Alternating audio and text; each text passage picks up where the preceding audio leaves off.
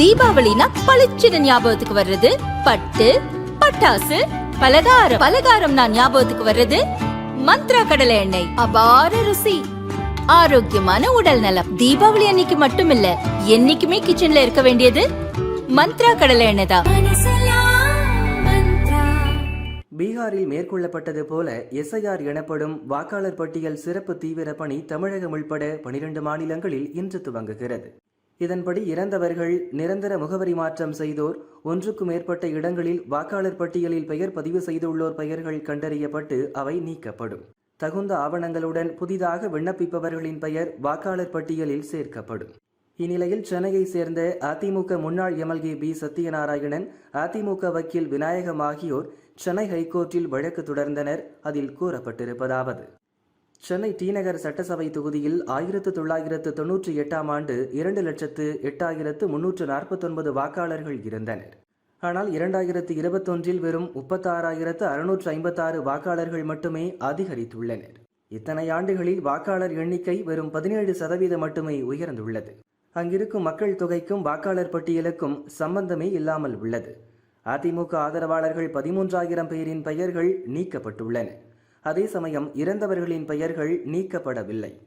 எனவே 2026 சட்டசபை தேர்தலுக்கு முன் வாக்காளர் பட்டியலில் திருத்தம் மேற்கொண்டு இறுதி வாக்காளர் பட்டியலை வெளியிட தேர்தல் கமிஷனுக்கு உத்தரவிட வேண்டும்.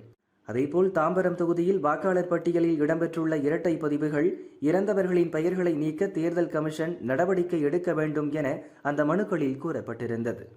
இந்த மனுக்களை சென்னை ஹைகோர்ட் தலைமை நீதிபதி ஸ்ரீவஸ்தவா தலைமையிலான பெஞ்ச் விசாரித்தது. தேர்தல் கமிஷன் சார்பில் வழக்கறிஞர் நிரஞ்சன் ராஜகோபால் ஆஜராகி விளக்கமளித்தார். ஆண்டுதோறும் ஜனவரி மாதமும் ஒவ்வொரு தேர்தலுக்கு முன்பும் வாக்காளர் பட்டியல் சிறப்பு திருத்த பணி நடைபெறும். தற்போது தமிழகம் உள்பட 12 மாநிலங்களில் சிறப்பு தீவிர திருத்த பணி மேற்கொள்ளப்பட உள்ளது. இதன்படி ஒவ்வொரு வாக்காளருக்கும் படிவம் வழங்கப்படும். அவர்கள் பூர்த்தி செய்த விண்ணப்ப விவரங்கள் சரிபார்க்கப்பட்டு டிசம்பர் 9ஆம் தேதி வரைவு வாக்காளர் பட்டியல் வெளியிடப்படும்.